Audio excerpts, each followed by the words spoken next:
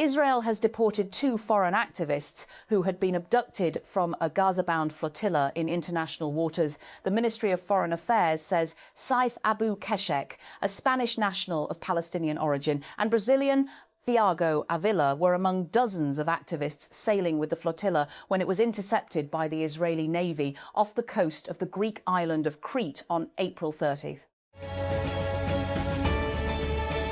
And Aryna Sabalenka's French Open preparations have suffered a setback following a third-round defeat by Sorana Cîrstea at the Italian Open, and with the world number 1 now looking to shake off an injury before the Grand Slam that begins in less than 2 weeks, Sabalenka needed treatment late in her meeting with Cîrstea on Saturday before. She fell 6-2, 3-6 and 5-7 for her second defeat in 3 matches after a quarter-final loss to Hailey Baptiste at the Madrid Open last month. In the early 2020s, the Belgian political theorist Anton Jaeger coined the term hyperpolitics. He noticed that in this day and age, politics seemed to be everywhere and in everything, but was not catalyzing any real change, at least not the way politics used to in the 20th century. The last century was an era of mass political activity, mass politics, driven by large political parties, unions, and macro ideologies. According to Jaeger, until the 1980s, political life was anchored by thick institutions that acted as a bridge between the individual and the state. But by the 1990s, post-politics had set in and replaced mass politics.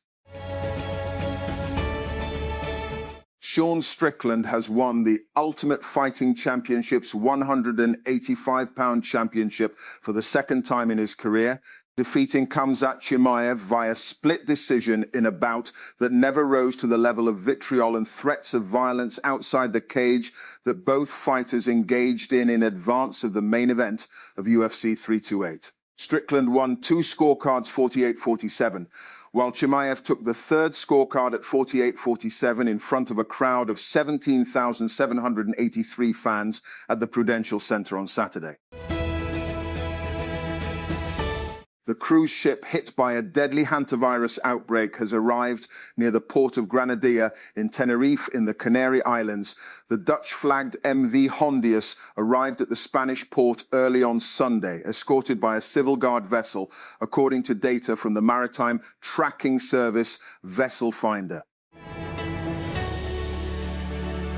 Banu. At least 15 police personnel were martyred on Saturday night after a suicide attack on the Pehel police post in Khyber Pakhtunkhwa's Banu district. The terrorists launched their attack on the post by ramming a vehicle laden with explosives. And Islamabad, Pakistan. In Pakistan, May began with streets in major cities dotted with banners and posters honouring the military leadership that, in the official telling, and guided the country's defences and led the nation to victory in the 4-day aerial war with India last year. At the Nur Khan Auditorium in the city of Rawalpindi on Thursday, and the Pakistan Air Force held a ceremony marking its achievements in downing Indian jets. In Lahore on Friday evening, and a government-organised concert at the city's Liberty Chowk celebrated the conflict's success in what Pakistan calls the Day of the Battle of Truth. French President Emmanuel Macron has started a tour of East Africa as Paris seeks to rebuild its influence on the continent after a series of setbacks, especially in its former West African colonies. Macron began the 3-country tour in Egypt on Saturday, which will also take him to Kenya and Ethiopia. Daniel Dubois came back from 2 knockdowns to deal Fabio Wardley a brutal and bloody first defeat as a professional and take the World Boxing Organisation's WBO World Heavyweight title in a thunderous all-British clash in Manchester. United Kingdom referee Howard Foster finally stepped in at the start of the 11th round to signal the end of the fight at the Co-op Live Arena on Saturday. Wardley was bleeding heavily from the bridge of the nose, with his right eye almost closed. Banu. At least 15 police personnel were martyred on Saturday night after a suicide attack on the Pehel police post in Khyber Pakhtunkhwa's Banu district, the terrorists launched their attack on the post by ramming a vehicle laden with explosives. As Washington pressures Taiwan to spend big on defences against a potential Chinese attack, one of the island's most outspoken politicians is arguing the opposite approach: less confrontation and more dialogue. Fresh from holding talks with Chinese leader Xi Jinping in Beijing, and days before US President Donald Trump will do the same, the head of Taiwan's largest opposition party told CNN that weapons alone will not keep Taiwan safe. And the cruise ship at the centre of the hantavirus outbreak has arrived at the Spanish island of Tenerife, where its 147 passengers are expected to disembark in a carefully managed repatriation operation involving multiple nations. MV Hondius will anchor at the port of Granadilla in the Canary Islands, and the passengers will be evacuated to their home countries after tests to confirm they remain without symptoms, officials said. And Russian President Vladimir Putin has suggested that his country's war on Ukraine may be coming to an end, and expressed a willingness to meet his Ukrainian counterpart, Volodymyr Zelensky, in a third country if a peace deal is finalized. Putin made the comments to reporters on Saturday, hours after promising victory in Ukraine at Russia's most scaled-back Victory Day parade in years. Brain imaging studies are revealing a disturbing reality. Pakistani children raised in unstable or violent homes may develop brain patterns similar to soldiers returning from combat. What makes the findings more alarming is that none of the affected children had been diagnosed with a mental disorder. Externally, they appeared healthy. Neurologically, however, their brains were already operating in a constant state of vigilance, as if preparing for danger at any moment. IT is one of the enduring ironies in South Asia that even after stepping back from the brink of a potentially disastrous confrontation in May last year, India and Pakistan have been unable to move towards a meaningful dialogue. When announcing the ceasefire on May 10, US President Donald Trump congratulated both countries for showing common sense and great intelligence. Soon afterward, US Secretary of State Marco Rubio stated that Islamabad and New Delhi had agreed to begin talks on a broad set of issues at a neutral site. Yet 1 year later, those promised talks remain elusive. The brief triumph of pragmatism quickly gave way to familiar mistrust, hardened political positions, and strategic posturing. More strikingly, the international actors who had facilitated the ceasefire, including the US itself, showed little interest in converting crisis management into a structured peace process. The outcome is that on the anniversary of last year's standoff, defense superiority is being projected by both countries through a verbal war. The IMF's approval of the latest review of Pakistan's ongoing fund program comes at a moment of growing global economic volatility. With the Middle East crisis disrupting energy markets, its timing is particularly significant for a country whose external position remains vulnerable to imported energy shocks.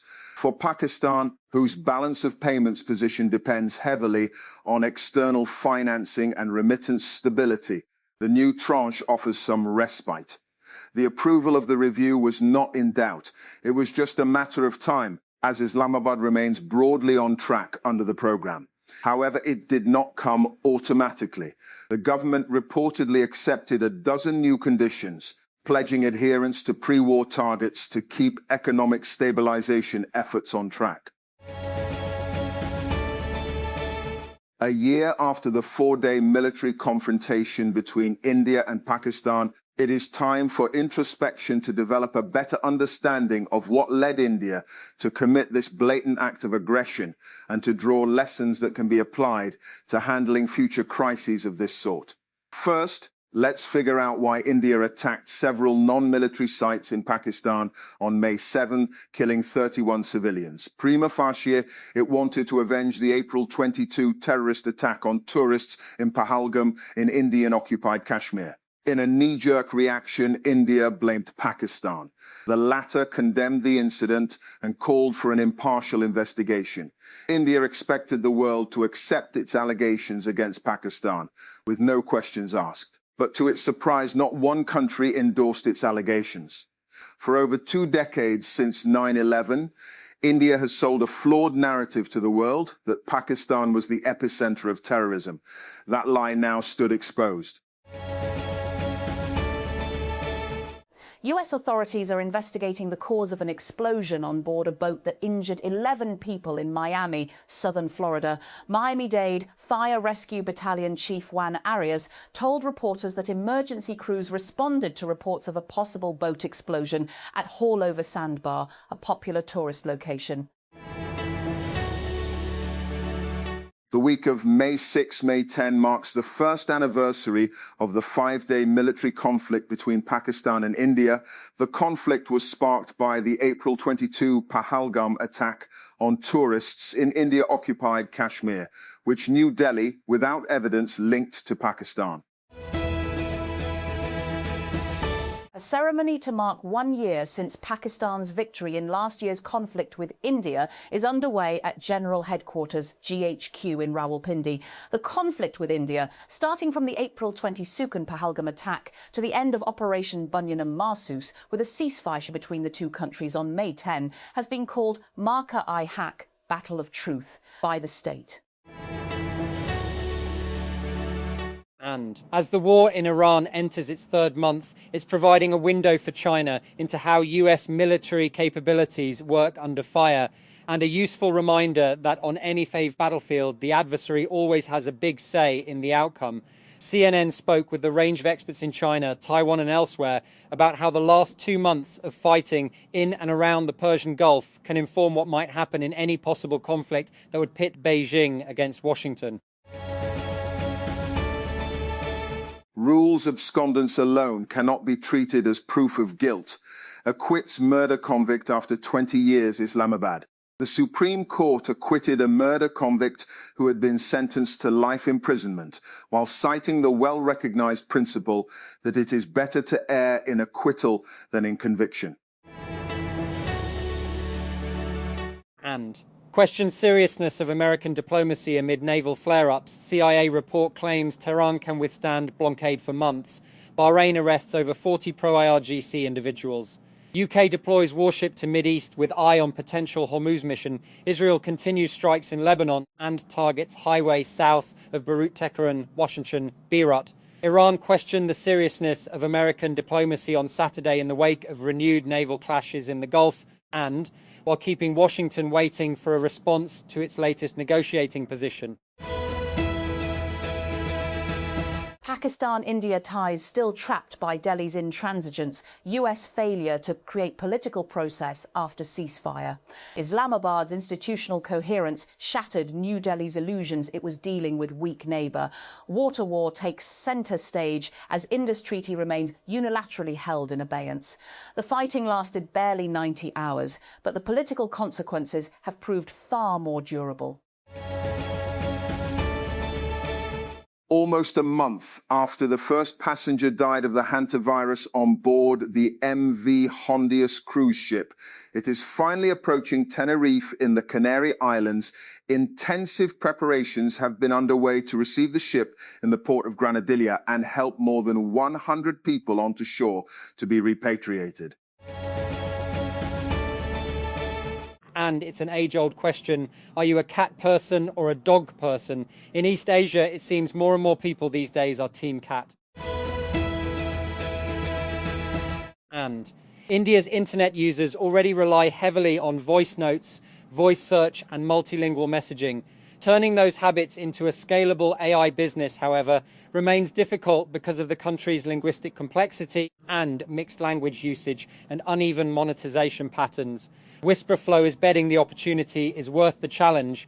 The Bay Area headquartered startup, which builds AI-powered voice input software and says India is now its fastest growing market, even though voice-based AI products remain early and fragmented in the South Asian nation.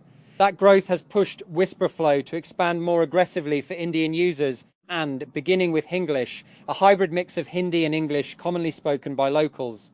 The startup is also planning broader multilingual voice support, a local hiring push, and eventually lower pricing as it looks to expand beyond white-collar users and into Indian households. Russian President Vladimir Putin has said he thinks Russia's conflict with Ukraine is coming to an end, addressing reporters after a scaled-back military parade in Moscow, marking the Soviet victory in World War II. I think that the matter is coming to an end, he said, referring to the special military operation in Ukraine, while condemning Western support for the Kyiv government. A Palestinian man has been killed and several others injured after an Israeli drone strike targeted a motorcycle west of the Jabalia refugee camp in northern Gaza, amid Israel's continued violations of a ceasefire agreed to in October. A medical source confirmed the death on Saturday of Ayad al-Motawak to the Anadolu news agency, as well as the injuries of an unspecified number of people.